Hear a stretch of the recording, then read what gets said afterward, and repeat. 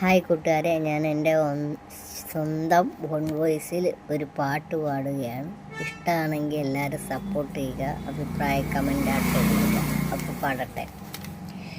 പെണ്ണ തോൽക്കും പെണ്ണേ നീ വെളുത്ത വാവായി മിന്നിയോ, മനസ്സിൻ്റെ ഉള്ളിലെ മലർപ്പൊയ്കയിൽ നിന്റെ പൂവൽ പുഞ്ചിരിയും കുറുന്നു കണ്ണിൻ നാണവും അടുത്തൊന്നു കാണുവാൻ കൊതിക്കുന്നു ഞാൻ.